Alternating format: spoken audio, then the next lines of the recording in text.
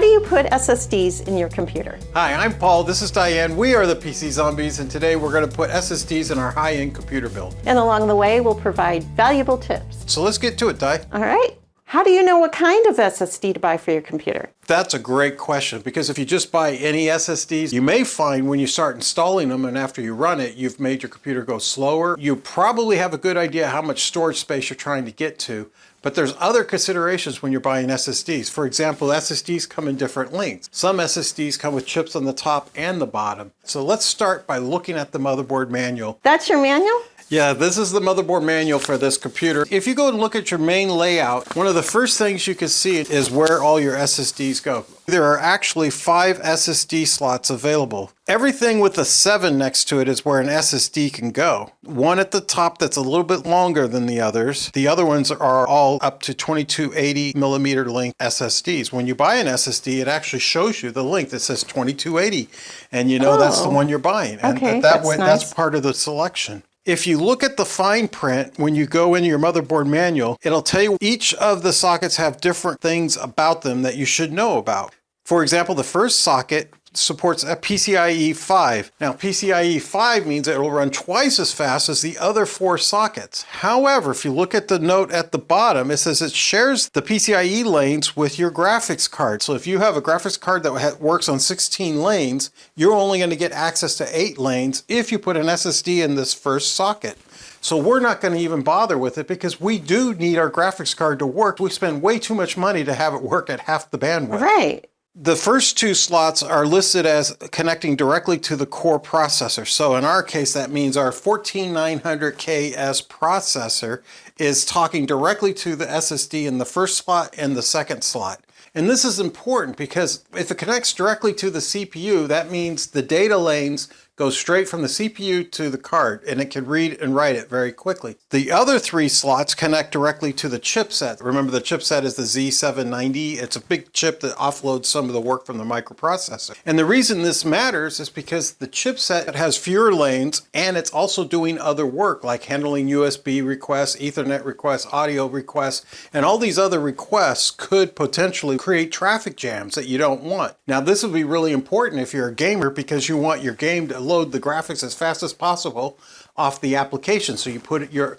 application and system on the slot that talks directly to the CPU so that your game will load the graphics immediately and quickly and nothing else will get in the way. But like in my case, I do a lot of video editing. I want to put my main data drive on the CPU so that while I'm going through and scrubbing the video, it's loading that video as fast as it can so I don't have any delays. The manual will also tell you which slots have a thermal backplate.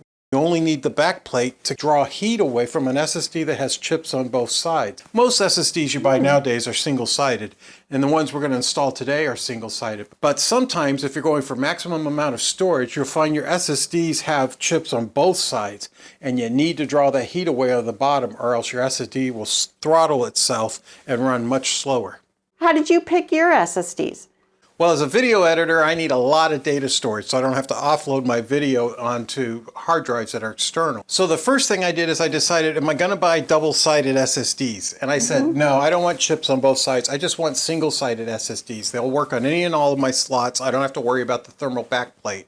The second decision I made is how many can I buy? And I have that one slot that will have my graphics card that I'm not going to use. So instead of 5 slots, I really have 4 slots for me. So I can buy no more than 4. So then the next decision is, all right, well, I need 1 for system and apps and 3 for data. So what size SSD should I buy? So I decided I'd buy a 2 terabyte drive for my system and apps, and I'll buy 4 terabyte SSDs for all my data. So now I've got 3 4 terabyte SSDs and 1 2 terabyte SSD. The final thing now is length. What size SSD should I buy? And all of my slots that I'm going to use will only work up to 2280. So I looked up 2280 SSDs and I found the best one that I liked, which was a Samsung 990 Pro. Here, hand me one of those, Di. I've got these before and I love them and they work well and I've had no issues. I bought a 2 terabyte one for my system and apps, and I bought 3 4 terabyte ones for my data. Now, I got really lucky, Di, because if you went out and tried to buy one of these today, they're about $890, almost $900. That's a lot you're of lucky. money. Yeah. Yeah, she said I'm lucky because she knows I bought these about 6 months ago. Now I'm outside of the return window, but I know I didn't pay more than $300 each for these. He doesn't work for Samsung.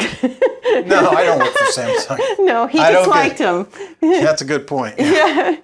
What if you don't need that much space? Can you buy 4 smaller SSDs versus 1 large one? Yeah, that's a great idea. I mean, if you want to, you could buy 4 1 terabyte SSDs as opposed to 1 4 terabyte SSD. But at the end of the day, when you're actually partitioning these SSDs, if you want those all 4 to work as a single drive on your desktop, you have to go through a lot more complexity setting that up. It's also safer to have one big SSD because you have fewer failure points. And if you have a big SSD, you put it right on that chip slot that goes to the CPU and it's faster. So I would say if you have the money, buy the one big one. It also gives you better upgrade potential in the future. You don't have to take an old small 1 terabyte SSD, throw it out to replace it with a 2 terabyte SSD. You have extra slots you could still use. So Di, you ready to start installing these SSDs? Oh, I can't wait.